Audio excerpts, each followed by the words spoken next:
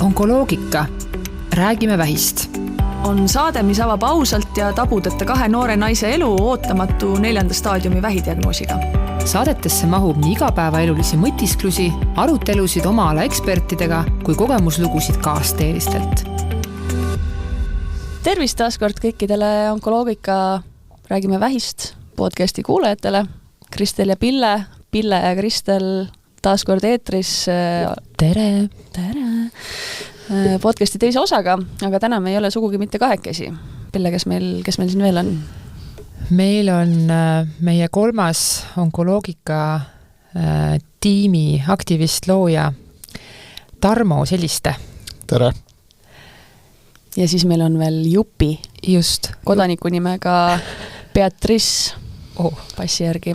Ehk siis, kui te vahepeal haukumist kuulete või ma kuskile laua all ära kaon, siis meil on koer stuudios, nii et ärge pange pahaks. Aga ma arvan, et Jupi kohta pikemalt midagi rääkida ei oleks küll, aga võiks enne, kui me teemadesse läheme Tarmoga lähemalt tuttavaks saada. Tarmo, kes sa oled ja kust sa tuled? Jaa, olen Tarmo siis ja hetkel töötan ettevõtjana. Eelnevas elus olen üle 12 aasta töötanud kommunikatsioonivaldkonnas erinevates ettevõtetes. Ja vähiga tegelikult ma puutusin, ma arvan, kokku teadlikult esimest korda 13-aastaselt. Sellest räägime hiljem lähemalt.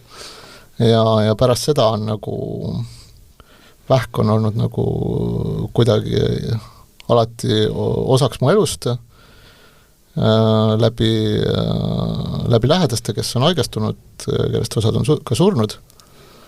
Ja tulenevalt sellest ka ma olen teadlikult juba üle 10 aastaga onkoloogia kui distsipliini vastu huvi tundnud ja siis sellest tulenevalt ka olnud väga huvitatud onkoloogia arengutest ja tulenevalt ka tööst olen siis igapäevaselt juba aastaid jälginud erinevaid uudiseid, mis puudutavad kliinilisi uuringuid, uusi ravimeid, arenguid ravivaldkonnas, et see kõik on mulle juba kaua huvi pakkunud ja seega... Ja selle kaudu me tegelikult ju ka tuttavaks saime, et kui me eelmine kord Pillega siin lugesime ette oma tutvumisloo laias laastus, siis tegelikult see 3. seltskond siin on üsna juhuslik, kui nii võib öelda. Või vastupidi saatusest määratud. Et me tegelikult ju enne onkoloogikat üksteist nagu päriselt ikkagi ju ei tundnudki. Nii et Tarmo ilmus ka ju minu orbiidile läbi selle, et pakkus lahkelt oma abi erinevate ravimiuuringute otsimiseks. Olen sulle väga tänulik ja siin me nüüd oleme.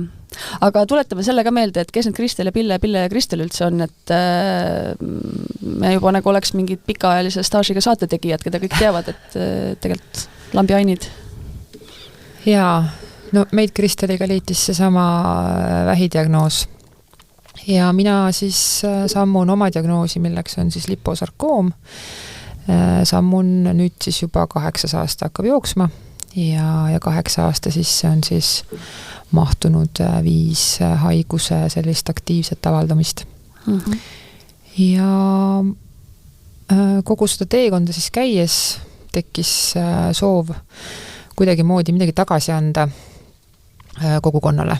Ja siis eelmise aasta alguses andsin siis välja oma kogemuse baasilt siis raamatu. Just. Ja mina olen see noor ja roheline siin selles kambas, kelle kokkupuude võib olla vähiga meist 3 kõige lühiajalisem. Sain eelmise aasta veebruaris diagnoosi, nii et esimene aastapäev on kohe saabumas. Ja olen selline natukene, ma olen Pillele juba mitu korda rääkinud, et minu jaoks on selline nagu esmakordselt emaks saamise lugu versus Pille 7 lapse emana juba käinud läbi kõik võimalikud kriisietapid ja kõik nurgatagused, kust läbi saab tulla, et mina veel käin ja olen entusiastlik ja arvan, et ma juba tean midagi, aga tegelikult veel ei tea. Nii et, ega minagi ju väga kõike ei tea. Aga no kogemusi on sul ikkagi rohkem, on ju. Hää küll, kuulge, need me oleme, loodetavasti on meie hääled meeldivad. Ja kui nüüd veel seda sissejuhatust tänasesse saatesse jätkata, siis me eelmise saate lõpus reklaamisime ju välja, et meil on täna üks väga tunnustatud onkoloog külas, Tarmol neid paguneid veel ei ole, aga me otsustasime teha väikse vangerduse, puhtalt sellepärast, et kui 1,5 nädalat tagasi meie esimene saade välja tuli, järgnes sellele sündmustel laine, milleks me võib-olla päriselt ei olnud valmis ja tundus, et on mõistlik minna selle vooluga kaasa, mitte jääda kinni oma esialgsesse plaani, et Pille, mis meil siis toimus? Jaa, podcasti tagasiside on meil esimese osa oma olnud ju väga hea ja Delfis on siis kuulatud tugevalt juba üle 1000 korra, Spotify tulemusi ma isegi väga... Seal on ka 200 kuulamist. Jaa, et kuulamist on palju, aga tõelise sellise lainetuse lõi siis Hommik Anuga saade, mis meil siis 2. veebruar eetris oli ja onkoloogika Facebooki grupp siis sai tohutu taotluste laviini ja ma olen nii tänulik Tarmo, et Tarmo võttis selle tulva kõik enda peale tegelikult. Et see teema ikkagi puudutab väga-väga paljusid ja tegelikult see oli ka näha taotluste võib-olla siis ka sellest nii-öelda siis, et miks inimesed üldse siis sinna gruppi tahavad tulla, siis see teemade see sisend oli väga erinev, et kes lihtsalt soovis infot, keda antud teema kõnetab, kes on ise diagnoosiga kokku puutunud minevikus või käib seda rada praegu läbi lähedaste. Ja väga äge on näha ka seda, et seal on meil teadlastest kuni ma isegi ei oska öelda kõiki sealt välja tuua, kes meil seal kõik on, arstid, no mõnus mitmekesine seltskond väga on igal juhul kokku saanud ja tõelikult tõsisemale foonile natukene selles osas minnes ka ootus, et tundub, et on päris nagu päris suured sellele, et meie ühiskonnas võib-olla järgmine samm ikkagi onkopatsientide jaoks saaks võetud. Aga mida see Anu saade võib-olla siis ka kaasa tõi, oli et me Kristel ikkagi puudutasime inimesi väga tugevalt ja võib-olla igaüks hakkas natuke mingitest tahkudest iseendasse vaatama. Ja ma tegelikult siin loeksingi ühe tagasiside inimeselt konkreetselt, kes siis natuke avas sellist enda tundemaailma, et mis siis tema sees toimuma hakkas. Aitäh, Kristel ja Pille, et te selle teema nii nähtavaks, nii lühikese ajaga olete teinud. Vaatasin saadet koos oma õega, kes on saanud just oma esimese keemiaravi ja kaotanud 6 aega 10 kilo. Täna otsin infot, kuidas kaalu taastada, et keemiat edasi saaks teha. 5 korda ootab veel ees.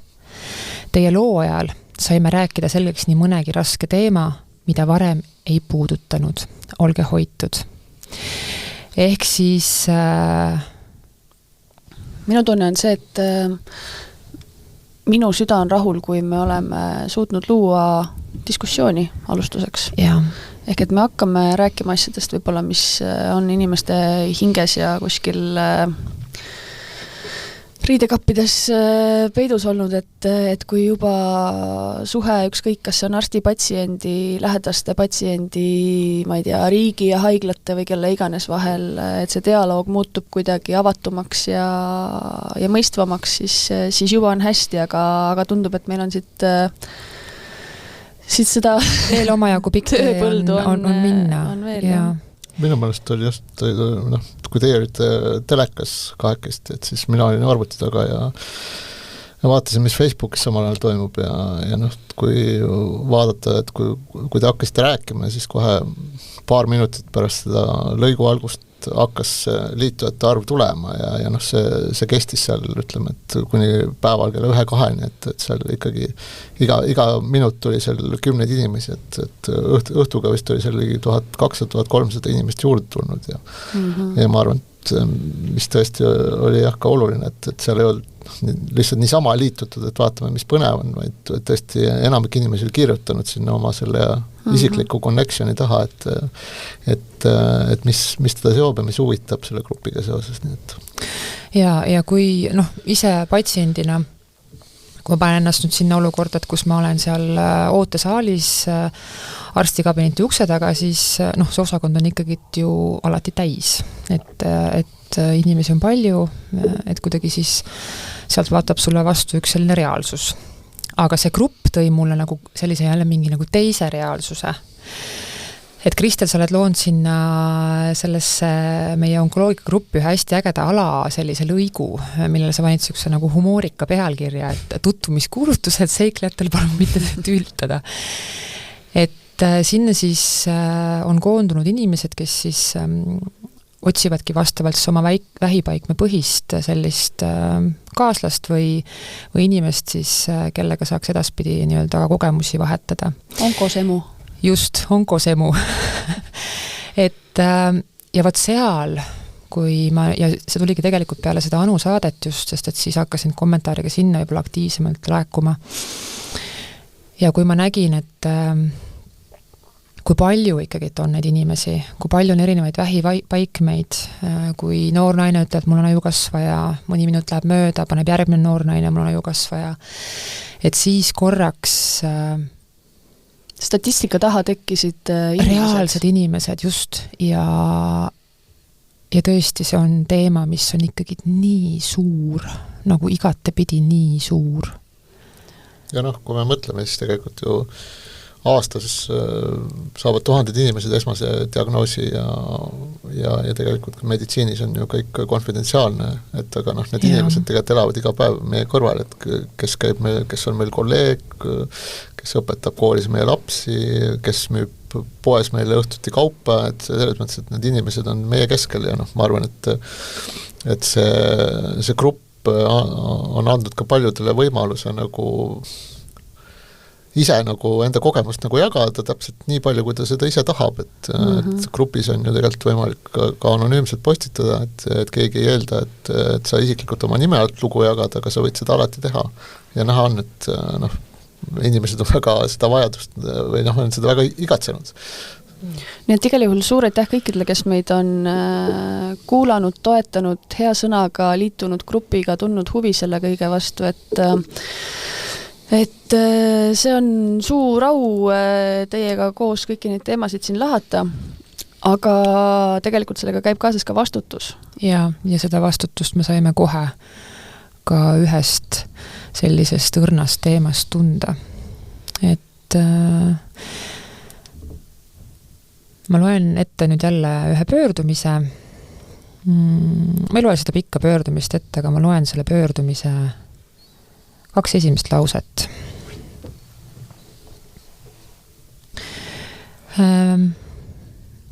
Kirjutab meile siis inimene, kes soovib ka onkoloogika grupiga liituda ja esimesed siis pöördumise laused on sellised. Ma ei ole vähki põdenud ja ei kavatse seda kunagi teha, sest mul on teadmised ja vahendid. Edaspidist juttu me isegi ei hakka sinna lisama, sellepärast, et mis seal ikka, sellised, ütleme siis, pöördumised meie inforuumis ei kajastu. Me ei hakka kellelegi andma ühtegi hinnangut, vaid võtamegi vastutuse siis neid mitte läbi lasta. Just ja hoida seda ruumi võimalikult eetilise ja puhtana ja loodame, et siis ka antud inimene võtab oma sõnade eest vajadusel vastutuse. Et pigem tahakski siin panna südamele, et tegelikult ükskõik mis haigusest me räägime, ükskõik mis kriisist me räägime, inimene on haavatav selle kõigega silmitsi seistes, et meie poole võib julgelt pöörduda sellega, kui ei tea, mida mingisugusest ma ei tea, soovitusest arvata või kui keegi tuleb sulle midagi pakkuma, mis võiks sind teha imeliselt terveks, et hoiame seda elutervet skeptitsismi ja ikkagi püüame teaduspõhiselt kõigele vastuseid leida. Aga teistpidi veel, kui oli väga palju positiivset tagasisidet, väga palju ootusi, oli ka neid, kes siis tahtsid oma imeravimitega kohe laivi lennata. oli ka neid, kes ei nõustunud sellega, mida me näiteks oma saate esimeses osas või podcastis jagasime, on ju. Et see on jälle hea märk, sest järelikult teema on oluline. Ja ega me ju ei kuuluta tõde. Just. Ja siinkohal ongi väike disclaimer meie poolt ka, et kõik, mida me siin jagame ja arutame, see on meie isiklik personaalne kogemus, tunnetus, mille taustal mängib väga olulist rolli see, kes me inimestena oleme, kust me tuleme, kellega kokku puutume ja nii edasi, et meie valikud ei peegelda endas seda, kuidas teised peaksid oma elu elama, nii et ja milliseid valikuid tegema. Ja, ma arvan, et siin on nagu oluline see, et siin on see natuke tihti kantseliitlikuna kõlav sõna tõenduspõhisus, et meil seda gruppi tehes on mingisugused lähtekohad ja üks on kindlasti nagu see, et me usume tõenduspõhisesse meditsiini ja samas me kindlasti ei eita seda, et inimesed kes on haiged või nende lähedased, nad võivad saada abi või toetust ka kuskilt mujalt, aga kuskil ka jookseb nagu piir ja tihti olles ise olnud ka mitu korda elus selles olukorras, ma tean, et kui su lähedane või sa ise nagu põed rasket haigust, siis sa oled väga kergesti haavatav ja kahjuks on palju inimesi, kes tahavad seda ära kasutada, et ma arvan, et selleks me kindlasti platvormi ei anna, aga kõik muu läbi kogemuste jagamise on väga oodatud. Nii et ülihea, et tegelikult patsientide lähedaste hääl on jõudnud meieni ja sealt on tulnud välja üsna palju teemasid, mida, nagu ma ütlesin, ka oma podcasti teemade valikul kindlasti arvesse võtame, et miks meil siis ka täna siin ühtegi onkoloogi ei istu, et kui me eelmisel korral rääkisime sügavalt isiklikult Pillega sellest, mida me elasime läbi diagnoosi järgselt, siis tunne oli teie tagasiside põhjal see, et me tänase teema tegelikult katusteemaks valisime lähedased. Kuidas inimene vähiaega kõrve all toime tuleb, mida kogeb, jälle me teame seda läbi enda kogemuse, aga võtame selle põhiteemana. Nii et onkoloogi meil sellepärast ei ole, küll aga oleme me siin juba onkoloogidega omajagu oleme suhelnud onkoloogidega, oleme kohtunud ju ka tegelikult vähikeskusega, mis on Tartu Ülikooli juurde loodud riiklik uus organisatsioon, mis meie vähimaastikku peaks hakkama siin ühtsemaks ja varemaks kujundama. Oleme kohtunud Vähiliiduga ja plaanime kõigi 3 Eesti suure haigla onko-osakondade eestvedajatega ka kokku saada, selleks, et kõik osapooled ära kuulata ja omalt poolt ka kuidagi mõnusasse koostöösse minna, sest ma arvan, et patsiendi hääl on väga oluline, aga see ei ole kõike teadev. Ja et saaks meil need süsteemid ka natuke ühtsemaks, patsiendi vaadet tuleks rohkem sisse, et neid... Ja kusjuures, kui me veel praegu jutustame sellel teemal, et mis siin vahepeal toimus, et siis tegelikult ju on ka olnud paar sellist juhust, kus inimene ongi olnud natukene käed rüppes, sest et ta ei tea enam mida edasi teha. Diagnoosi saanuna, tundes ennast ummikusse jooksnuna, kelle poole pöörduda, kust leida abi, et jõudis ka paar sellist juhust meieni, kus me siis püüdsime ka natukene seda abikätt ulatada ja õigete jälgede peale need inimesed suunata, et tegelikult kui sa mõtledki, et kuhu sa siis pöördud, kui sa enam ei tea, mida teha ja sul pole ka arsti, et kuidagi ka selline... Ja info liikumine on ka juba, kui võtta nagu haiglaid eraldi, siis on päris erinev. Et... Ma arvan, et see on ka suur usaldus, et inimesed jagavad oma lugu ja siis küsivad nõu, et meie ei hakka ju kunagi virtuaalselt kellelegi nagu nõu andma või onkoloogia mängima, aga küll me saame jagada mingit infot või viidata või siis vajadusel ka mingeid kontakte jagada, kui see vajalik on. Jah, sest tegelikult tuli ka välja paljuski see, et eestlane ei ole üldjuhul sellise teise kõrvalarsti arvamuse võtja, et võib-olla ikkagi soodustada ja tugevdada ka seda. jah, sest see mina iseenda terveks saamise loos peategelasena jah, et see tahab ka ära kaduda. Süsteemi poolt lükata, tõmmata, et see vastutuse võtmine, see on miski, mida me küll siin 2 käega toetame, on ju.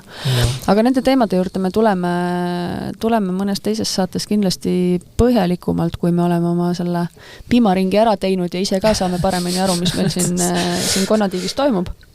Aga tegelikult meil on veel üks väga oluline teema, ennem kui me Tarmo sinu juurde läheme. Kristel, räägi, mis Rootsis toimus.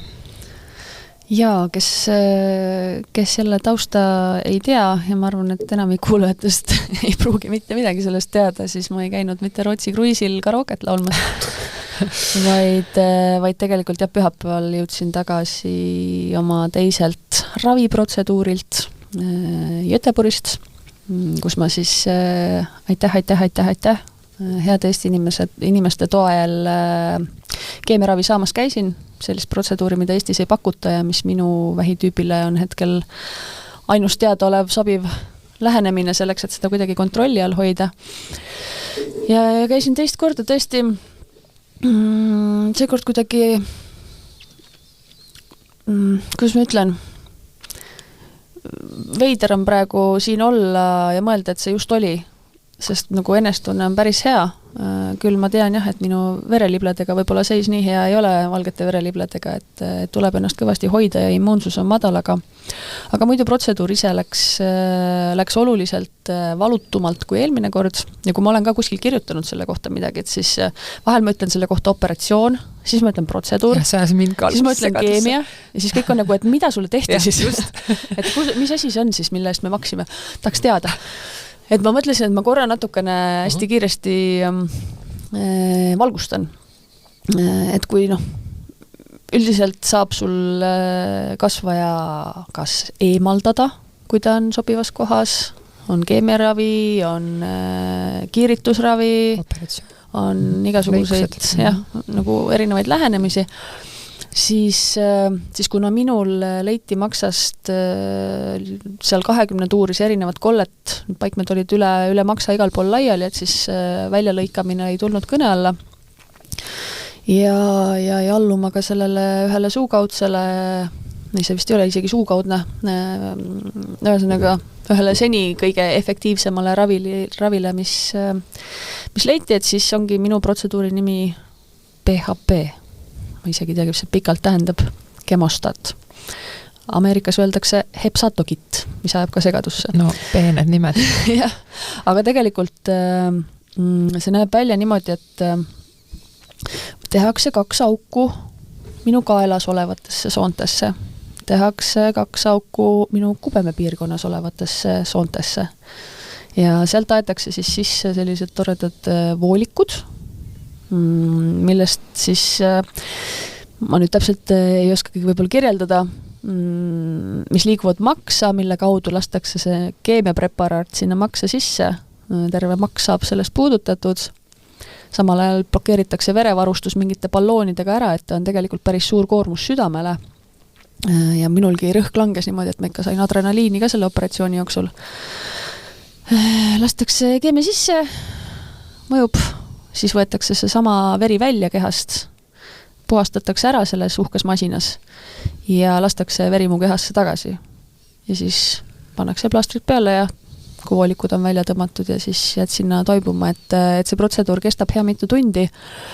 Ja seekord ma ärkasin narkoosist alles mingi issand, ma arvan mingi kella 5 ajal, et hommikul 8 läksin operatsioonile, ja kella 9 alles õhtul viidi mind palatisse tagasi, et eelmine kord ma olin juba lõunast, olin palatis tagasi, et selles mõttes ma intensiivis olin kauem, aga kogu edasine taastumine oli lihtsam.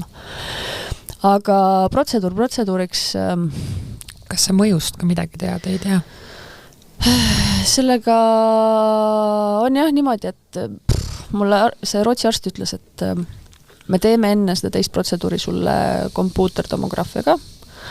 Ära palun nagu lase ennast segada sellest, kui nüüd need kolded on kasvanud või samaks jäänud, vaatamata sellele, et esimene protseduur on ju tegelikult juba detsembris tehtud. Ja ma olin nagu hästi valmistunud selleks, et okei, peas, et ei ole nagu mingi megaplahvatus, et see ravi nagu üldse enam midagi teha ei saa, et ma olin nagu kõigeks valmis. ja siis, kui see arst ütles mulle, et kompuuter ei tuvastanud mitte ühtegi nähtavat kollet, 0. Ma olin nagu, mis asja? Et kuidas see või nagu, mis asja? et see oli miski, milleks ma ei olnud üldse valmis, aga mis tegelikult on ikkagi nagu väga-väga suur asi, eriti arvestades seda ka jälle, et minu ravi rahastasid inimesed Eestist, mitte Eesti Tervisekassa ega kuidagi mingisugused ametlikud kanalid selles kontekstis, sest Tervisekassa jaoks ma olin liiga lootusetu juhtum ja pigem ei olnud mõtet seda ravi teha ja nüüd... Ja Pille siin neelab oma nutuklampi praegu, sest et ma tean täpselt, mida tähendab see, kui sa lähed ravile ja sulle öeldakse, et sul on opereerimatud metastaasid ja mingi hetk helistab sul arst, et meil ei ole midagi enam ravida. See on nagu... Et see on ikkagi time. Aga kõik, kes kuulavad ja et Kristel ongi nüüd terve, et see ei tähenda muidugi seda, et Pille siin on meil ju ka staažikas tervene ja et 6 nädala pärast ootab siis ESMRT, mis näitab täpsemalt maksa. Oht on, et võib lüüa ka kuhugi mujale edasi, et jälgimine nüüd jätkub ja peale seda MRT-d siis tehakse otsus, mis edasi saab, et aga vähemalt nagu korraks see tunne, et mingi mõju sellel tegevusel ikkagi on, et ma ei käinud seal Rootsis niisama ja see kõik on juurde võidetud aeg tegelikult. Ja ma arvan, et hästi oluline on tegelikult see, et kui see protseduur sinu jaoks läks ka tegelikult hästi, et sul ei ole väga tõsiselt kõrvalmõjusid ja sa oled hetkel siin ja sa saad tegelikult oma igapäevaelu toimetada ja see oli ju kuna eelmine nädal. See oli jah, täpselt eelmine kolmapäev. Et see organismi jaoks kindlasti see oli hästi suur koormus, et sinuga läks kõik hästi ja hoiame väga pöölt, et see ravi mõju või vastus, et see jääks ka selliseks. Ja. Just. Nii et mul tuli enda korraga uuesti nagu külmavärinad nüüd seda nagu kõrvalt. Aga ma küsiks, ma vist ei ole küsinud, ma ei tea, kas sa tead, kas sa oled esimene Eesti inimene, kes selles keskuses sellist ravi on saanud või võib-olla sa oled üldse esimene eestlane, kes... Ma olen esimene eestlane, kes on seda ravi saanud üleüldse vist. Ja tegelikult ka seal Rootsis Göteborgi haiglas kui ma detsembris läksin, siis ma olin 19 inimene, kes nagu üle maailma nende keskuses oli seda saanud, et enne mind oli seal patsient Austraaliast näiteks. Et neid kohti, kus tegelikult täna seda ravi pakutakse, on ikkagi on vähe, USAs rohkem. Aga jah, et aitäh doktor Helen Vettus, et aitasite mul nii kiiresti sinna pääseda. Olen väga tänulik. Et jah. Aga ühesuga, ma ei oskagi kuidagi nagu olla vaata. Et see siiamaani väga tore, aitäh kõigile tõesti, et selle võimalikuks tegite ja nüüd tuleb ise väga palju ära teha ka, et me just enne Pillega sõitsime Tartust Tallinnasse, et täna siin salvestama hakata ja mina käisin enne salvestust täna Hiina meditsiinikeskuses nõelravi saamas doktor Björklandi juures, et jälle ei pretendeeri lõplikule tõele, aga ma usun, et selline tervikvaade inimesel on oluline. Ilma meditsiinilise sekkumiseta vaevalt, et on võimalik paraneda, aga selline nagu tasakaal ja ka iseenda eest hoolitsemine seal kõrval on väga oluline tegur. Et tuleb edasi korralikult süüa ja liikuda ja vaimse tervisega tegeleda. Ma arvan, siis on mõju ka parem. Ja. Aga nüüd äkki lähme tänase võib-olla sellise Tarmo vaatab aknast välja, et kuhu me nüüd lähme. Aga Tarmo, tegelikult me lähmegi sinu juurde. Sa nüüd rääkisid meile endast juba ära, et mis sind selle teemaga seob. Aga võib-olla sa valgustaksid siis seda sellist esmast teekonda läbi lähedase sisemaailma. Ja, nagu ma ütlesin, ma olen vähiga 3 korda elus kokku puutunud, aga mitte isiklikult, vaid oma lähedast, et vähi tõttu ma olen kaotanud oma venna ja oma isa ja siis emal on diagnoositud vähk küll juba mõnda aega tagasi ja täna tal vähki teada olevat ei ole ja ta on nagu jälgimise all, aga on ka see kogemus olemas, nii et et nagu ma ütlesin, et siis kui ma olin 13-aastane, et siis mul vend haigestus leukeemiasse. Tollel hetkel ma loomulikult, minul ei olnud nagu õrna aimugi, et mis haigus see üldse vähk on, et ma mäletan, et kui ta haigeks jäi ja selle diagnoosi sai, et siis uudishimulikuna juba lapsena esimene instinkt oli kohe hakata uurima ja Google'it ja internetis ei olnud, et siis tuli võtta see Must Eesti entsüklopeedia ja siis, kui ma eksis, oli see 5. köide, võtsid selle lahti, vaatasid, et seal oli leukeemia, et siis sa lugesid selle kohta, et seal ikka midagi oli kirjutatud ja nii palju ma sain tollel hetkel targemaks. Kahjuks see venna nagu see haiguse kulg oli hästi kiire, et sellest hetkest, kui ta nagu sai diagnoosi kuni tema lahkumiseni, ma arvan, et see oli umbes 3 nädalat. Ja see toimus ka juba põhimõtteliselt üle 30 aasta tagasi, et ka meditsiin ja kõik see asjade korraldus oli tol ajal hoopis teistsugune, et see oli ma ei oskagi öelda, et see oli kohutav šokk nii mulle kui ka loomulikult mu vanematele, aga ise ma tollal sellest ju aru ei saanud, et 13-aastane on ühtepidi arvab, et võiks minna ise elama ja maailma vallutama, aga emotsionaalselt teistpidi sa oled nagu suhteliselt nagu ikkagi vähe arenenud ja ma hiljem nagu aastaid hiljem nagu iseendaga tegeledes sain ma aru, et ka see leinamise kogemus tollel hetkel jäi mul üldse saamata. Et ei osanud ma seda teha, kes peaks oskama, sest kuskil keegi ei õpetaja koolis, et kuidas sa pead leinama ja tegelikult ma arvan ka, et mu vanematel oli see hästi raske, et ka nende jaoks oli see väga keeruline, seega sealt ma sain nagu sellise, ma arvan, kogemus terveks eluks. Et väga, väga kahju, et see nii juhtus, aga nii see on. Aga kui sa mõtledki selle aja peale tagasi, see oli küll ammu, aga ma saan aru, et see on saatnud siin nüüd ikkagi kogu su teadliku elu, on ju? Just. Ja kujundanud selleks inimeseks, kes sa ka täna oled, aga kui korra sellesse hetke tagasi minna või sellesse perioodi, siis kui palju sa peale selle nagu ene lugemist selle peale veel mõtlesid või kas läks edasi tavapärane elu või kas te vanematega või lähedastega kuidagi ka rääkisid sellest, mis on juhtunud ja kas üldse nagu mingisugust sellist, just ma ütlen, meil täna on ju olemas lastele, noortele leinalaagrid ja igasugused muud formaadid, kuidas neid sellises olukorras toetada, aga siis tõenäoliselt 30 aastat tagasi see ei olnud väga kättesaadav.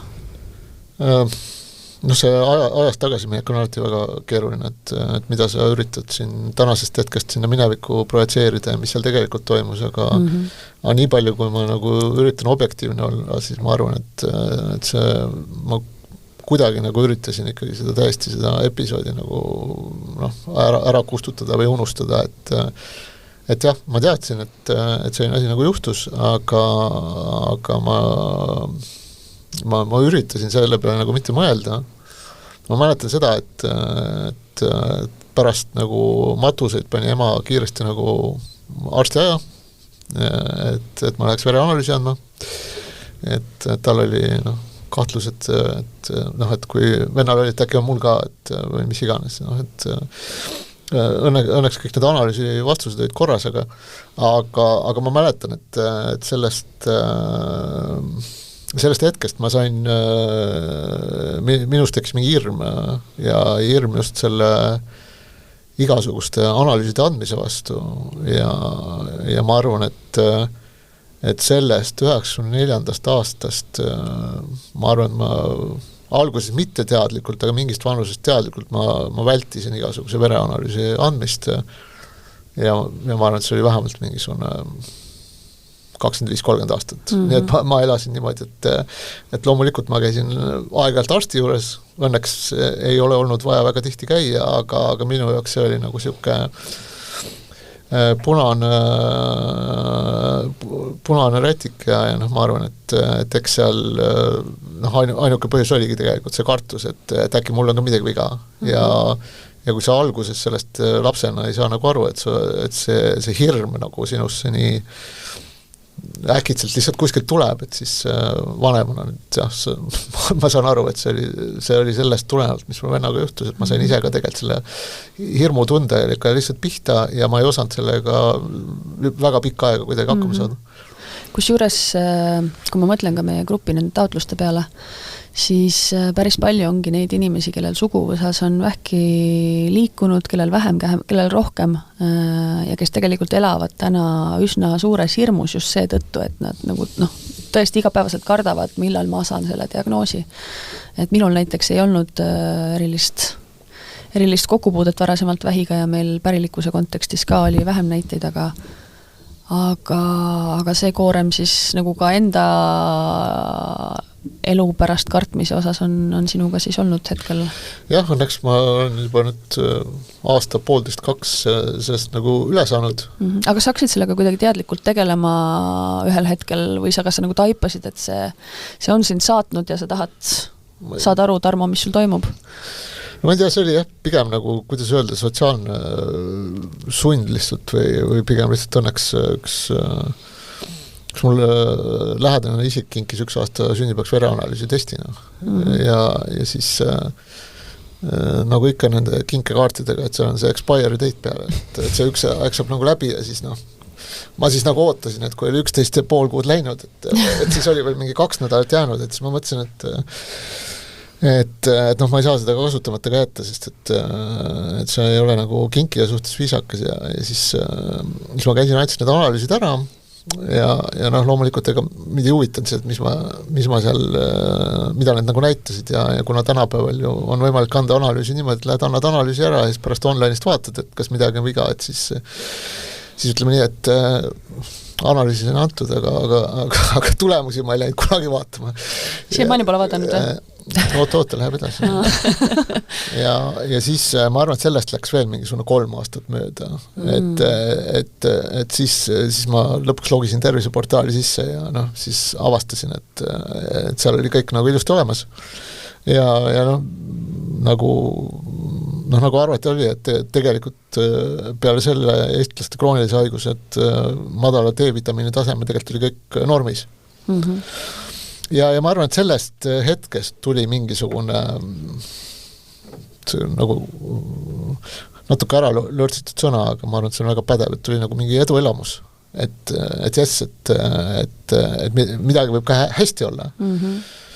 Ja ma arvan, pärast seda nüüd siin paari aasta jooksul ma olen vist vähemalt 1 korra või 2 korda erinevatel uuringute raames ka analüüsi andnud ja ma ütlen, et tänaseks see hirm on nagu kadunud. Aga jah, et ma täiesti nagu saan aru sellest, et kui kellelgi on keegi lähedane nagu vähki põdenud või haigestunud või ta on kuulnud sellest või mis iganes, seda siis lihtsalt ei taha teada, sellepärast et tema jaoks on see nagu et seal on midagi tundmatut, et see tundub täiesti irratsionaalne, aga see on täiesti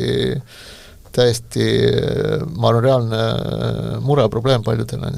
Šokk on see, mis saabub koos selle diagnoosiga. Et ma tegelikult julgustan kõiki, ma arvan, see isegi sõltumata tegelikult haigusest, et võib-olla niisuguses olukorras aitab see, et kui mõelda, et aga äkki on kõik hoopis hästi. Et tavaliselt see hirmuga juhtub see, et see lihtsalt kipub sind ära kaaperdama ja siis sa ei ole üldse objektiivne, et võib-olla mõnikord mõelda, aga äkki mul ei olegi midagi viga, et äkki võib elu hoopis minna väga ilusaks, et see aitab. Aga kui me sinu puhul praegu hetkel oleme selle peatüki juures, on ju, mis leidis aset sinu nooruspõlves või noorukias, on ju, siis tegelikult sellega seoses me oleme Pillega mõlemad emad diagnoosiga, kellel vastupidiselt siis, või kas just vastupidiselt, aga teisalt on see tunne, et mida minu laps läbi elab, et kui sa esimest korda ka rääkisid meile sellest, et sa nii noorelt selle kogemuse pidid läbi tegema, et minul küll nagu süda kohe hakkas valutama, et see ema süda ikkagi see on, kui me rääkisime selles saates ka et me ei karda surma või me oleme kuidagi nagu valmis selleks või rahu teinud, et siis noh, kui sa hakkad mõtlema selle lapse peale, siis see on see teema, kust mina veel natukene käin nagu kaarega mööda. Jah, eks see on nagu, ma arvan,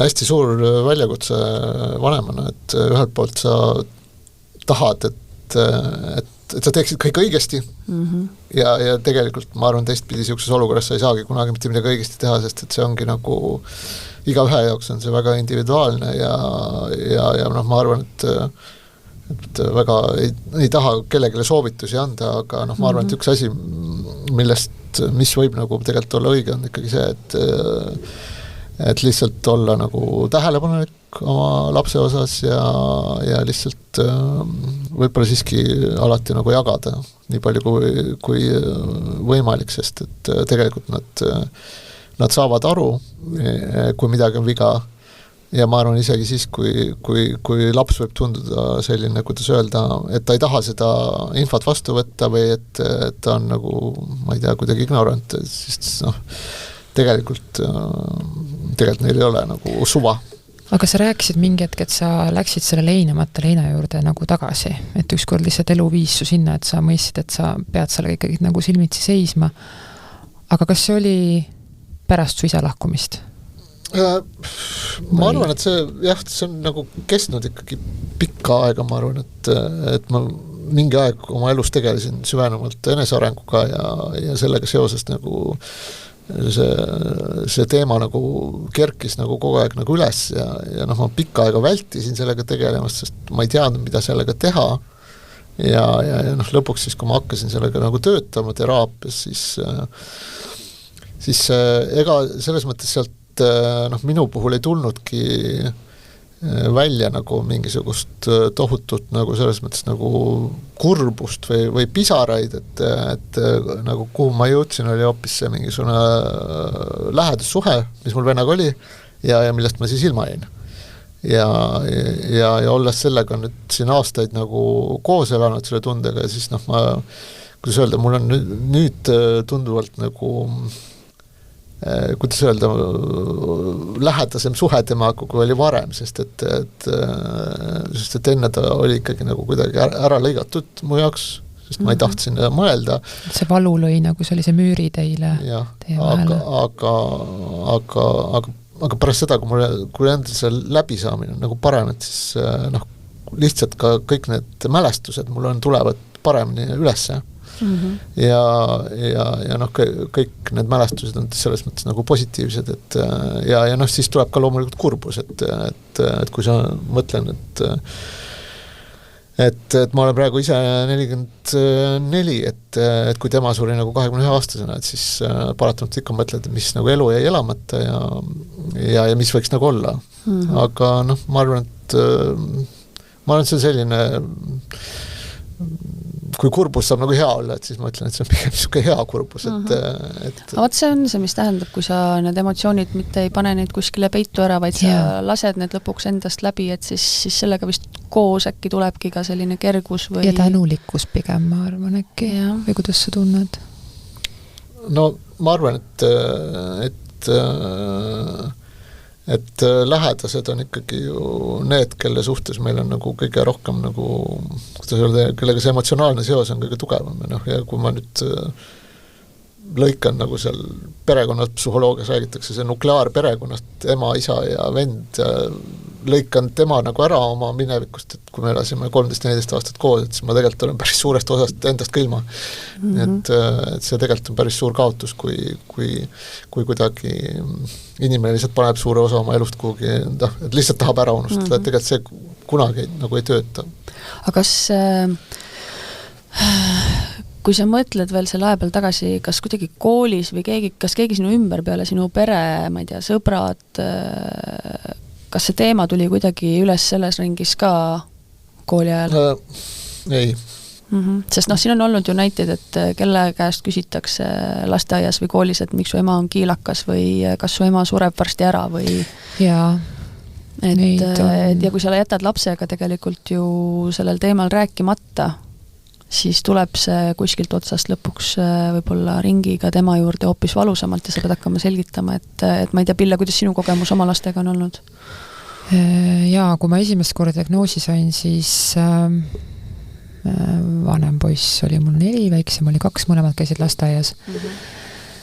Ja väikse lapse kombe kohaselt me ikkagi rääkisime alguses niimoodi lapsemeelselt, eks ju. Aga hiljem ikkagi vanuse kasvades ikkagi juba tõsisemalt, sest et pojal oli just, see mõni oli 2 aastat tagasi vist, tal klassi isa suri kopsuvähki. Ja et sa ei saa peita mingit sellist asja ära, kui sa tead, see ühiskonnas ikkagi on nii laialt sees. Et mina tol hetkel ikkagi kooliga oli ka hästi avatud suhe, on siiamaani, õpetajad teavad, lapsed mul teavad ja selles mõttes ühtegi nagu tabuteemat ei ole, aga ma arvan, et see ongi nagu tulnud ühiskonnas ka ajaga, eks ju, et ikkagi vanasti oli see väga kinni ja kõik olid ikkagi nagu pere sees. Ja siit idee kirjastajatele, et kui me vaatame neid riiulit raamatupoodides, et kus on lastekirjandused, siis on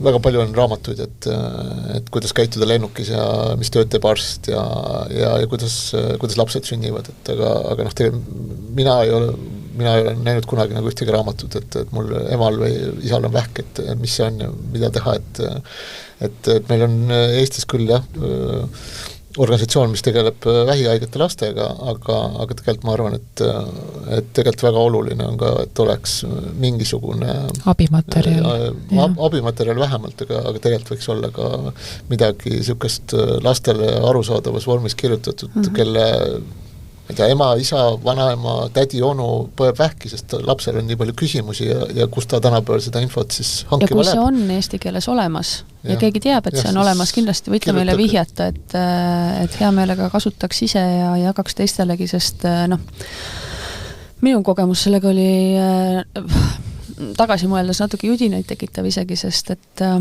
üle-eelmise aasta, nüüd siis juba novembris, enne kui ma diagnoosi sain, siis mu laps ühel hetkel enne magama jäämist, et tal on üks väga suur mure, mida ta keeldus minuga jagamast, et varem ei olnud midagi sellist olnud, ta oli siis äkki, mis ta võis olla, 4-aastane. Ja ma tükk aega ikkagi nagu ühe ja teise nurga alt püüdsin aru saada, et mis see siis on. Ja lõpuks, kui ta ütles, et küll ma siis räägin sulle, siis ta küsis mu käest, et emme, kas sa oled siis ka veel minu emme, kui me kolime uude koju elama? See pidi siis umbes poole aasta pärast juhtuma. Sest ikka olen, et ma olen alati su emme, et miks sa sellist asja küsid? Ma kardan, et sa sured ära. Ja siis ma polnud ka surmateemat kuidagi varem otseselt puudutanud, aga see kuidagi tuli nagu nii tugevalt üles. Ja üsna kohe peale seda mul hakkas selle silma nägemine uduseks minema, et kui tema rääkis muga sellest novembris, tükk aega oli see sama asi õhus, silma nägemine hakkas kehvemaks minema ja veebruaris siis mul avastati silmas kasvaja, et lapsed tõenäoliselt ikkagi nagu tajuvad midagi, mida meie ei taju või ma ei tea, see on võib-olla juhuste kokkulangemine praegu, aga jah, ja kuna minu see ma kiilakaks ju pole siiamaani veel jäänud, aga silm oli päris kehvas seisus ja võeti ju ühel hetkel ka peast ära, nii et mul ei olnud ka seda proteesi. Et siis ma ikkagi käisin ka ilma silmaklapita lasteaias lapsel järel ja ma olin ikkagi natukene ka selline vaatamisversus vahepeal, kus lapsed tulidki kiilates, et oi, ette emme tuli! Miks sul silma ei ole? Aga millal sa uue silma saad? Kas sa näed ka selle silmaga? Et hästi palju selliseid nagu armsaid lapsesuu küsimusi, et tegelikult ma arvan, et see on hästi eluterve, et sellistest asjadest rääkidagi ja rääkida ka juba lasteaias. Et meie seas on erinevaid inimesi, kellel on mingisugused kas haigused, ma ei tea, erivajadused, mis iganes, et me oleme sellest rääkinud lasteaias õpetajatega, aga ma tunnen, et mu lapsega on ikkagi mingisugune vestlus pidamata, sest ma kuidagi olen seda vältinud, sest ma tegelikult ei tea, kuidas seda pidada.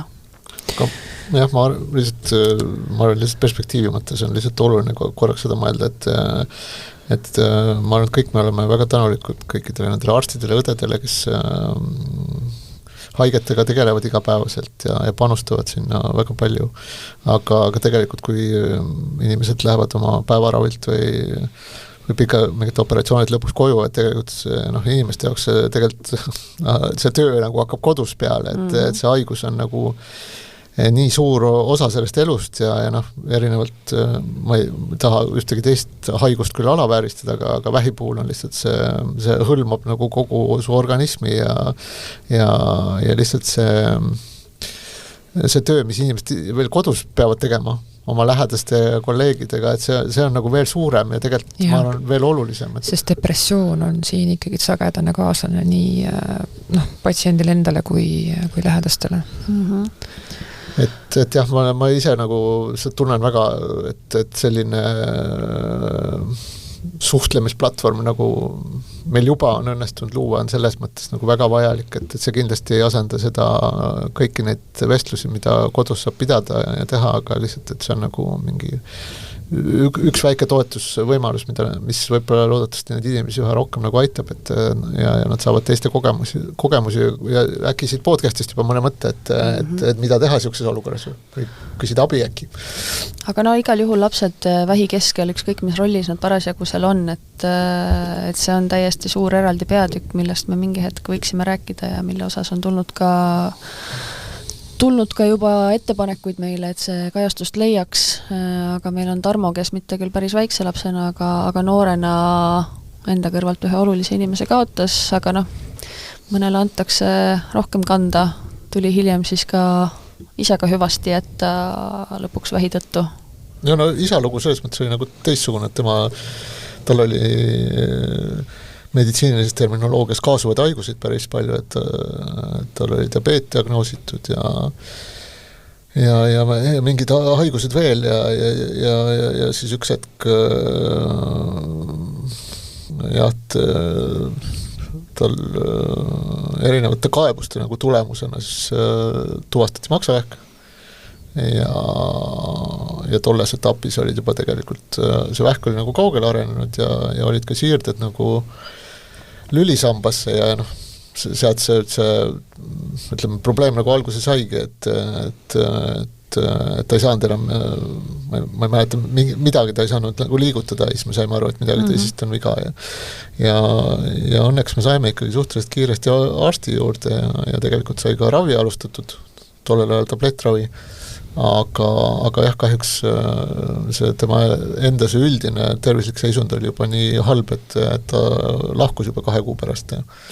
Aga jah, et tollel hetkel ma ise olin juba hoopis teises kohas oma elus ja ka tunduvalt teadlikum, et selles mõttes et ma sain nagu selle kogemuse, et kui keegi nagu lähedane sellesse nagu haigestub, et siis käivitus kohe see mootor, et informatsiooni leida ja uurida ja pakkuda midagi välja, et õnneks ei olnud siis enam Eesti entsüklopeedia asemel oli juba Google ja kõik muud asjad ja ma ise olin juba tegelikult aastaid onkoloogia vast huvi tundnud, et minu jaoks lisaks sellele isiklikule kaotusele see oli ka nagu mingi väljakutse, et ma tundsin, et äkki ikka midagi saab teha ja ma arvan, et see on nagu enamiku lähedastega niimoodi, et keegi ei taha nagu olla anda.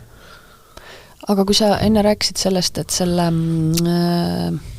see noorukea kogemus hästi pikalt oli kuskil peidus, kas selleks hetkeks, kui su isa lahkus, kas siis sa olid juba jõudnud selle vennakaotusega tegeleda või see töö ootas alla sees?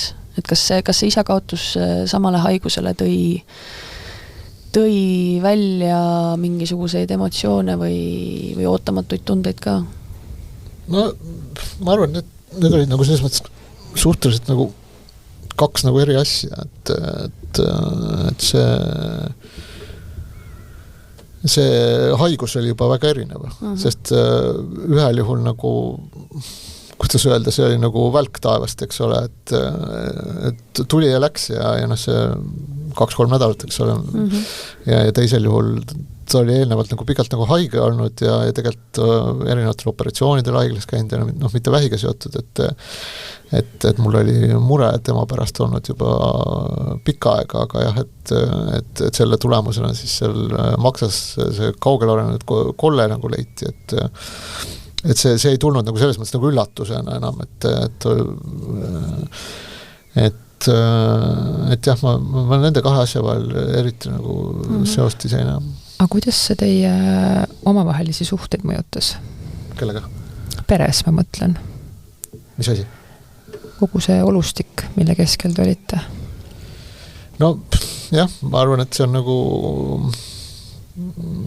kui ma rääkisin sellest, siis ma ütlesin, et kui asjad nagu jäävad nagu rääkimata, et siis nagu jäävad päris paljud asjad ju väljendamata. Painama, eks ju. Et eks see oligi nagu seesama, et tegelikult me elasime koos 3-kesti, aga tegelikult oli kuskil ka 4 inimene. Ja kuna see oli nagu mingi teema, mis oli paljude jaoks nagu vaiba all, et siis see nagu ütleme, et see oli kogu aeg nagu õhus ja emotsionaalselt siis igal ühel töötas nagu erinevalt ta enda seal sees edasi, et ja kui ma oleks olnud nagu vanem, siis ma kindlasti oleks sellega rohkem nagu teadlikumalt tegelenud ja võib-olla üritanud ka kuidagi vanemaid aidata. Aga tollel hetkel noorena minu tegelikult see esmane või mu tähelepanu nagu pigem läks just sellele, et kas neil on nagu kõik korras ja kuidas nemad ennast tunnevad ja et nad oleks nagu terved. Et ma nagu midagi muud nagu ei osanud nagu mõelda, et jah, see oli. Okay. Sest kui me eelmine kord ka rääkisime sellest, et puudutasime minu meelest seda, et mida me ise diagnoosi saanuna siis lähedastelt või ennast ümbritsevatelt inimestelt ootame, et olid kohe muidugi head suured pealkirjad ka, et ei ole vaja haletsust ja ei ole vaja liigset optimismi on ju, et nagu nüüd meie nagu vähihaige dikteeribki selle, et kuidas kõik inimesed peavad tema ümber nüüd kikivarul käima ja tegema nii, nagu see vähihaige soovib, et see oli ka tegelikult üks sott, mida ma tahtsin tänases saates selgemaks saada, et vähihaige ei ole kunagi selles haiguses üksinda. See on terve süsteem, mis saab mõjutatud ja kõigil on omad tunded ja toimetulekumehhanismid. Aga mida siis lähedaste kontekstis, mis minul esimesena kohe pähe tuleb? Et kui Tarmo on pidanud erinevates vormides seda kõrvalt nägema lähedase endana, siis minul, ma mäletan küll, ikkagi mingi hetk oli päris suur selline süütunne või ma nagu mingi hetk isegi panin kanna maha või ma pidin nagu ütlema inimestele, et palun ärge minu pärast pange oma elu pausile. Et jälle kõigi need peresüsteemid on erinevad ja tugivõrgustikud ja nii edasi, et ühes hetkes ma tundsin kuidagi, et kõik tahavad teha midagi minu heaks ja ohverdada ennast selle arvelt minu heaks. Ja tegelikult see oli see, mis tegi minu olemise võib-olla isegi nagu raskemaks, et me pidime selle läbi rääkima ka, et kõikide ülejäänud inimeste elu ei peatunud sellepärast, et mul on diagnoos. Ja ka meil oli perekoosolek tõesti sellel samal teemal. Sest ühest küljest on see nii nagu niimoodi mõelda siis inimlik, eks ju. Et aga samas, kui see teetass hakkab kuskilt maalt ikka täiesti tühjaks nirisema, siis kui sa ei jõua ju ise ennast hoida, siis sa ei jõua kedagi teist ka nagu aidata püsti hoida. No ma arvan, et see ongi hästi, kuidas öelda, et see maastik on väga keeruline, et kui me räägime haigusest, kus sa saad diagnoosi ja oled sellega aastaid koos või versus siis see, et sa saad diagnoosi ja sulle öeldakse, et sul on, ma ei tea, 3 kuud või 6 kuud elada, et seal on nagu, see taust on nagu väga nagu erinev ja see, kuidas nagu hakkama saada, aga ma arvan, et oluline on alati nagu see, et kui nagu kui sa oled nagu vähihaige nagu lähedane ja sa tahad nagu informatsiooni saada, et siis alati tõesti võimalikult palju ise juurde lugeda ja saada teadlikuks ja teistpidi mina soovitan ikkagi väga ka usaldada nagu arste, et tihti see, mida onkoloog või meile nagu ütleb, et see ei pruugi meile meeldida aga tegelikult enamasti nemad on näinud sadu või tuhandeid patsiente ja noh, kuigi iga vähihaige on nagu erinev, sest iga organism on väga erinev, siis tegelikult see nende vaade või hinnang on ikkagi enamasti nagu objektiivne ja alati on nagu mõistlik nagu küsida siis kuskilt nagu teist arvamust ja kui ei oska kust küsida, et siis noh, nüüd on olnud ju erinevaid võimalusi, kus toetust saada ja nüüd on ka see grupp, et küsida teiste inimeste käest, et mis te niisuguses olukorras olete teinud, et ma arvan, et see on väga loomulik ja noh, kui inimene ei taha üldse sellega nagu kokku puutuda, et noh, vot selle kohta ma ei oska soovitusi anda, et mida sellises olukorras teha, et kas jätada siis austada ta soovi või mida, kuidas sellega nagu manageerida, et äkki kunagi mõnes podcastis saame kellegi käest uurida, et see on hästi keeruline. Aga selle teemaga seoses üks hästi praktiline asi, mis mul praegu meelde tuli. Nii. Noh, ma olen alati harjunud käima arstil üksinda, lähed, ma ei tea, on vaja teha kopsupilti või on anda vereproovi, et sa lähed üksinda, et täiskasvanuna. Ja ma kuidagi nagu läksin, või noh, see oli hästi loomulik, et ma lähen onkoloogile või kontrolli või kõiki asju tegema ka üksinda. Ja siis, kui mu ema tahtis nagu kaasa tulla minu käes, ma nagu korraks nagu mõtlesin, et noh, ma olen täiskasvanud inimene, et miks sa kaasa pead tulema. Et nagu aru saada ka tegelikult sellest, et ühtpidi lähedased tahavad olla su jaoks olemas, aga teistpidi ka see, et minu meelest ma ise ei tulnud selle peale, et ma võin võtta kellegi kaasa ja et ma võin ka kabinetti sisse võtta kellegi kaasa, kui mulle see diagnoos teatavaks tehakse või järgmiste uuringute tulemused, et ma nagu läksin igale poole rindkummis nagu üksinda esimese hooga. Aga ma ei tea, võib-olla see on minu mingisugune veidrus, et aga võib-olla lihtsalt ma ei tea. See on nii ja naa. Mul on tutvusringkonnas ikkagi kogemusi, kus käiakse ka koos.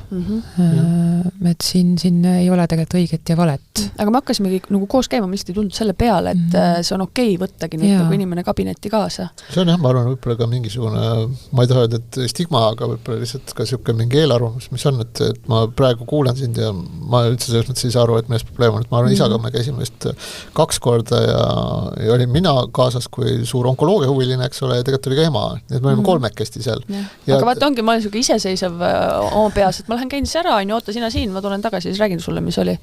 Aga noh, nagu ma ei tea, ema või mees või kes iganes see seal juures on või isa, et noh, tegelikult ta võib-olla väga tahab kaasa tulla, aga ta arvab, et ma ei taha teda sinna. Mina mõtlen, et ma ei tohi teda sinna võtta. Et see jälle on nagu nii pisikene asi, aga mis tegelikult mingite, on nad head või halvad uudised, et sul on kellelgi käest kinni hoida sellel hetkel. Et see on okei. Nagu see teadmine jälle nagu kui kauan mul oleks nagu aega, et sellest aru saada, et see tegelikult on okei. Ja kui ma ise praegu meenutas, minu meelest me küsisime nagu arsti käest, et kas me võime ka sisse tulla. Et selles mõttes, et seda võib alati küsida. Võib-olla tõesti teatud olukordades ma ei oska öelda, arst leiab, et see ei ole nagu mõistlik, aga ma soovitaks küll, et ma ei tea, kas terve perekond, aga kusjuures mul tuleb üks seik praegu meelde sellega. Siis, kui mul oli veel silma ümber see käis see tants, siis mingisugune õde või keegi kuskil haiglas ikkagi ütles mulle konkreetselt, et äkki ema ikkagi ootab ukse taga, et sa oled suur inimene. Okay. Et mingi nagu selline, ma ei tea, kas ta tegi ultraheli või mingisugust nagu sellist uuringutest, see ei olnud nagu arstiga konsultatsioon, vaid ta oli mingi protseduur. Et tõesti võib-olla sinna nagu röntgenisse ei pea käekõrval nagu kaasa tulema, aga sellest võib-olla mulle jäi ka mingi tunne, et okei. Et see pole see koht nagu. Aga on ka ju selliseid juhuseid, kus halb uudiseid võtabki või nagu uudiseid võtabki lähedane vastu. Kõiki asju ajabki lähedane. Mul on neid kogemusi, on jagatud mulle jah, nagu päris palju, kus tegelikult nii-öelda lähedane võtabki justkui selle vastutuskoorma enda kanda valdavalt. Ja noh, vahel on see puht füüsiliselt juba, et inimene on nii raskes seisus, et aetakse tema eest asju. Jaa, noh üks on see füüsiline, aga teine on siis see vaimne pool ja see on nagu, see on päris selline keeruline teekond. Ja tegelikult ma nüüd ise küll Eestis ma ei tea ühtegi juhtumit, aga ma ei saa tegelikult ära unustada ka seda, et ma arvan, paljude jaoks on tegemist nii suure šokiga, et nad satuvad sellisesse, kuidas öelda, sellisesse kohta, et nad võib-olla ei tahagi kellelegi seda rääkida ja nad leiavad, et nad võivad üldse oma elu nagu lõpetada, et see on inimeste reaktsioon sel puhul on väga erinev. No minu puhul me just Kristelile autos siin rääkisime, et kuidas siis elada 3 kuu kaupa nende kontrollide eel ja järel ja alati, kui ma lähen siis kompuuteruuringusse ja ootan oma vastuseid ja kui ma näen, et see on siis sinna patsiendiportaali üles tulnud, siis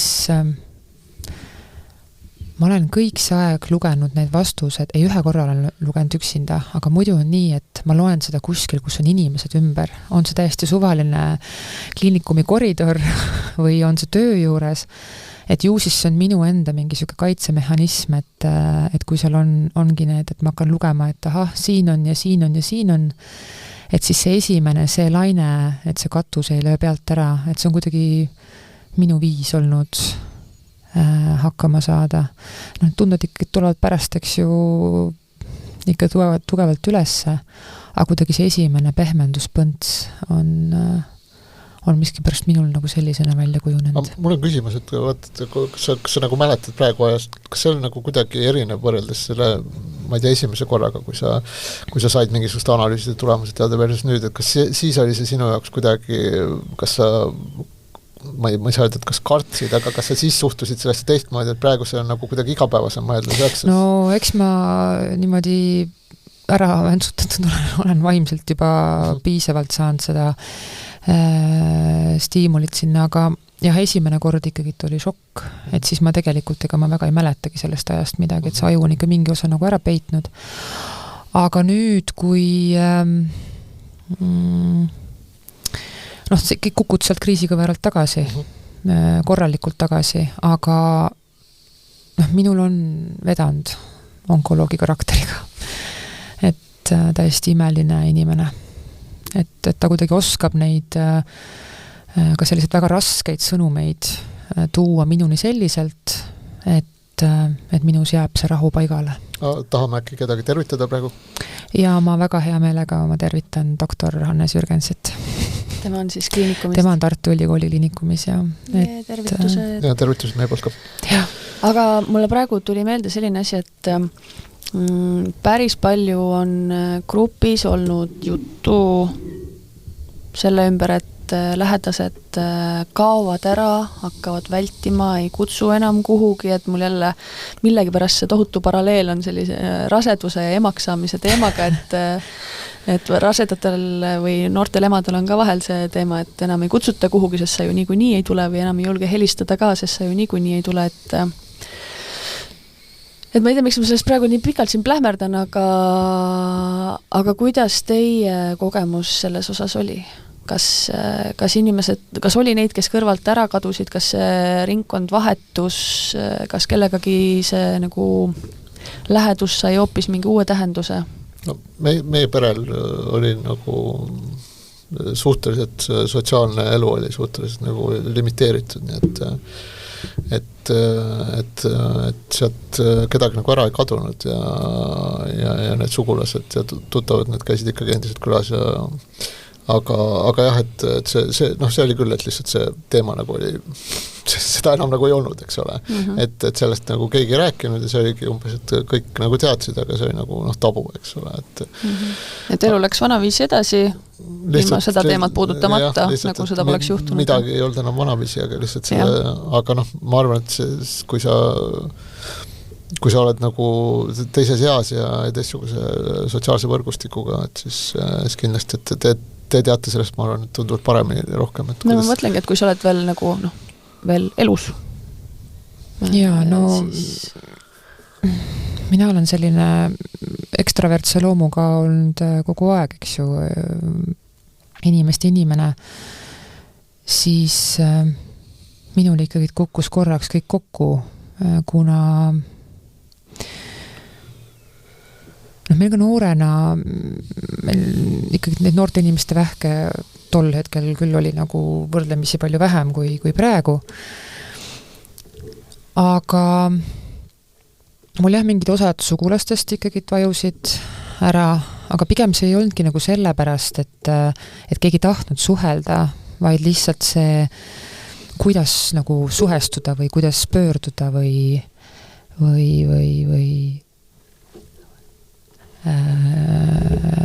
et see oli just see probleem. Aga tädi tunnistas mulle, et ta ei julenud mulle helistada ja mingit ma ikkagi nägin, et mingitele üritustele mind enam ei kutsuta, et ikka vajus ära. Aga samas oli hunnik neid suhteid, mis said hoopis uue väljundi. Ja võib-olla minu ja mu ema suhe sai siit ikkagi nagu täiesti restardi. Et armastan sind, kallisemme. Mina sind ka, kallisemme. Tarmo enda oma ka. Ja, ma ei kuulama. Et jah, minu ja ema suhe terve elu oli ikkagi suht keeruline. Aga see ongi just nii ehe näide, et kui see valu on lihtsalt nii suur, need hirmud on nii suured ja kaks inimest mõistavad, et need müürid peavad nagu ära kukkuma. Et me oleme ikkagi rääkinud üksteisega selliseid jutte ja palunud üksteise käest andeks ja nutnud ja naernud ja et Tarmo, kas sul on lähedasena öelda midagi? Ma arvan, et see peamine iva nagu on selles, et igasugune jagamine aitab, tervendab, kui ei ole sõpra, kui ei ole onkoloogika gruppi, siis ma arvan, et juba aitab ka see, kui sa lihtsalt võtad paberi ja kirjutad midagi sinna peale, et tähtis on olla lihtsalt teadlik ja mitte ise ära kaduda kuhugi ja mõnikord on, alati on täiesti okei kukkuda auku ja seal olla, aga lihtsalt ma arvan, alati tasub nagu mõelda selle peale, et selle asemel, et asjad lähevad halvaks, võivad asjad ka minna paremaks, et seda igas mõttes, isegi siis, kui olukord on nagu lootusetu, et ma arvan, optimismi ei tasu kunagi kaotada. Mina, Tarmo, tahan sulle südamest aitäh öelda, sest see ikkagi nõuab oma jagu rääkida nõnda avatult, nõnda valusatest asjadest. Aitäh. Ja minu meelest oled sa äärmiselt inspireeriv ja ma arvan, et sa andsid võib-olla ka sellistele Eesti meestele mingi sellise heas mõttes müksu juurde, sest tegelikult ka mehed on meie poole pöördunud võib-olla just selle suunitlusega, et meestele mingit eraldi platvormi luua ja see on üdini ilus teadmine, et mehed liiguvad koos naistega. Kui ma vaatasin siin nädal aega tagasi vist grupi liikmeskonda, siis ma arvan, et see sooline jaotus, mida Facebook kuvas tollel hetkel oli niimoodi, et 94% grupi liikmetest olid naised ja 6 olid mehed, et ma täpselt küll vähki haigestumise statistikat ei mäleta, aga mehed ei ole ka kuidagi vähile immuunsed, et tegelikult põevad ka mehed seda haigust sama palju kui naised, et seega jah, innustan kõiki mehi otsima abi ja liituma meie grupiga, et kui tunnete, et tahate rohkem infot saada selle teema kohta või lihtsalt vaadata, mida teised kirjutavad. Ja sõeluuringud on ju juubeliaasta järgi vist, eks? Ja see aasta on, mina olen. Et mul isa saab ka 60, et ma just eile avastasime, et ta peaks ka minema, et vaadake passi ja vaadake oma kaaslaste ja sõprade passi, et nügige neid ikkagi kontrollis käima. Veel selle meeste teema jätkuks, varsti on küll naistepäev, aga mehed ka lähedastena. Mitte ainult jälle diagnoosi saanud mehed, kuidas nemad sellega toime tulevad, et kas kui ma vaatan enda pere pealt, siis soorollideks ja vastandamine või kõik need õrnad teemad, mis meil tänapäeva ühiskonnas on, Minu tunnetus on ikkagi see, et mehi on vaja ka lähedaste kontekstis rohkem natukene nügida, julgustada, otsima tuge, otsima abi ka vaimse tervise mõistes ja teha võib-olla see esimene samm sellest rääkimisel üleüldse. Et aga loomulikult persoonid mängivad siin palju või personad mängivad palju rolli, et see ei ole mehed-naised tingimata, aga ka kinnisemad või introvertsemad inimesed tegelikult elavad seda kõike läbi, kuigi võib-olla välja ei paista. Sest abi ei saa loota, kui sellest enne märku ei anna. Et see üks verstapost tuleb nagu nii-öelda lahti lasta ja sest abi on olemas tegelikult. Mul on teile küsimus.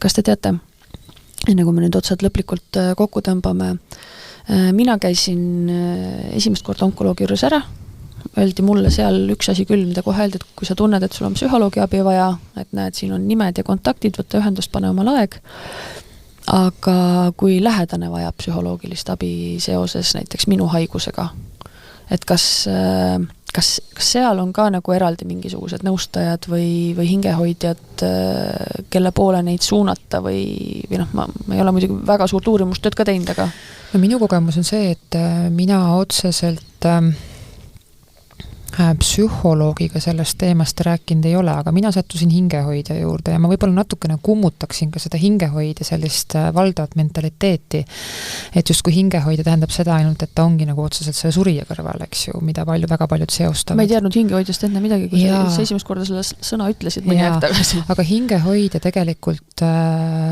on üks üliilus silla võimalus tegelikult selle kahe inimese vahel. Ja sest mida tegelikult ju seob igat vähihaiget, ongi sama surmahirm. Aga kui see surm nagu nähtavaks tuua ja hingehoidja aitabki tal nagu väga ilusasti nähtavaks tulla ja teha seda nagu lugupidavalt ja armastavalt, siis sealt mingid hirmud kukuvad maha. Ja hingehoidja ei sobi, selles mõttes, et ta ei ole nagu mõeldud ainult nii-öelda siis sellele patsiendile ja mitte ka ainult sellele patsiendile, kes justkui nagu siis nii-öelda on oma lõpufaasis, vaid tegelikult on ta igas faasis. No kus neid hingehoidjaid leida või kas see on tasuline teenus või kuidas nende jutule pääseb üldse? Need kontaktid tegelikult on olemas, vähemalt kui ma kliinikumi mõistes räägin, ma teiste haiglate praktikast ei tea ja tegelikult kliiniline psühholoog kliinikumis on tasuta. Ja minu meelest seal saavad ka käia lähedased ja hingehoid ja mina ka ei tea, et oleks tasuline. Ja et ühesõnaga psühholoogiline tugi nii psühholoogi kui hingehoidja näol on nii patsiendile kui lähedasele kättesaadav. Jaa, aga ta võiks olla natuke nähtavam, et kui me niimoodi nagu räägime. Et lihtsamini võib-olla siis. Ma soovitaks alati, kui tunned, et seda on vaja, või su lähedasel võiks olla vaja seda, et siis ikkagi oma arstiga sellest rääkida ja arst oskab soovitada enda konkreetses raviasutuses, et kes sellega tegeled, et see ei ole kuidagi nagu tabu, et jah, et sul võib olla 3. ja 4. staadiumi väga raske haigus, aga see kuidagi ei tähenda seda, et sinu lähedased oleks nagu vähem augus omadega, et nad ei ole küll haiged, aga nendel on see vaimne löök sama tugev ja et küsida nõu lihtsalt, et aga kust minu, ma ei tea, elukaaslane laps, et äkki oskate soovitada, kuhu pöörduda, et kindlasti onkoloog oskab vihjeid anda. Jah, ja see viiski mind nagu selle mõtteni, et tegelikult võiks ju olla mingisugune, ma ei tea, rakendus või mingisugune, me saime Vähiliidus ka tegelikult terve hulga huvitavaid infovoldikuid, on ju. Et minul lihtsalt kuidagi jäi see osa vahele, et kust ma selle info leian või ma ei registreerinud seda ära või ma unustasin selle ära. Aga tegelikult ju üks koht, kust ma leian kõik sellise info nii enda kontekstis, lähedaste, kuidas rääkida lapsega, et see on ilmselt meie portaalides kuskil tõenäoliselt olemas. Ja lisaks on, ei taha küll reklaamida, aga lisaks on ka nüüd meie grupp tegelikult olemas, et kui kas sinna sama tutvumisnurka või ka otse seinale võib postitada, et ma ei tea, mul elukaaslane põeb rinnavähk ja elan Tallinnas, et kas keegi oskab öelda, kus ma lähedasena võiks abi saada, et üheskoos kindlasti oleme targemad ja saame aidata infoga. Ja täna me oleme selle grupi tasandil, mingi esimene platvorm on olemas, näis, kuhu me siit kaudu välja jõuame, aga igal juhul see mõttevahetus siin lõpus nüüd juhataski meid ka juba meie podcasti tegelikult järgmise teemani, mida me plaanime, kui elu ei tee omasid korrektuure, käsitleda 3. osas. Ehk siis me oleme täna rääkinud, mis tunne on diagnoosi saamise järel, mida sa läbi elad. Me oleme rääkinud lähedastest täna, aga paratamatult üks väga suur hirm või teema on ka see, et kuidas ma edaspidi majanduslikult hakkama saan. Ja tegelikult erinevaid ju tugiteenuseid, kindlustusi, ma ei tea, töövõimetus, kõik võimalikud erinevad sellised nagu sotsiaalsüsteemi osad, mis on riigis olemas, aga jälle, mida taga otsima hakates võib hulluks minna peast natukene, või siis ma lihtsalt ei oska jälle otsida, et tahame vaadata sinna teemadesse sisse ja kuidagi selgust tuua, oli mul õigus. Jah, just. Selles mõttes oluline teema, et kui me mõtleme selle keemiaravi peale, mida traditsiooniliselt on tehtud, siis siin on aastaid räägitud ju, et kõrvalmõjudest, aga tegelikult kui me vaatame siin üle lombi või isegi Euroopasse, siis juba aastaid on tegelikult räägitud ka sellisest asjast nagu financial toxicity, et mis selle vähihaigeks saamisega kaasneb, et ja Eestis tegelikult ei ole sellest, räägitakse väga vähe, et see on hästi oluline. Just, nii et järgmine kord katsume leida nii palju vastuseid kui võimalik küsimustele, kuidas siis jätkub elu pärast diagnoosi oma finantsiliste võimaluste ja kõige muu kontekstis ja mida tegelikult iga terve inimene võiks ka juba enne ära teha. Ja kui keegi tahab tulla sellele saatele kindlustuspartneriks, siis ootame pakkumisi. Tegin nalja, ei teinud. Aga ma arvan, et kõik tagasiside ja ka teie kirjad on oodatud, et me oleme ka nüüd selleks 2 päeva tagasi olnud värske e-posti aadressi. Kristel, tahad sa öelda, mis see on? onkoloogika@gmail.com ja telefoninumber 99. Okei. Ma ei suutnud vastu panna sellele. Sorry, aga tõesti, onkoloogika@gmail.com on meiliaadress, kuhu me kõik 3 rõmsasti ligi saame, kuhu saate meile kirjutada, joonistada, sest tõesti pöördumisi on tulnud läbi sotsiaalmeedia väga palju. Et siis võib saata ka joonistusi. Ja kui keegi ei tea, et kas midagi gruppi võib postitada või võib-olla ei tahab mingit muud nõu küsida, mitte avalikult, siis kirjutage ja lubame, et loeme läbi ja võimaluse korral aitame. Just. Aga aitäh teile kuulamast Onkoloogika podcasti 2. osa. Jah, aitäh kuulamast. Elusat elu. Elusat elu. Onkoloogika. Räägime vähist.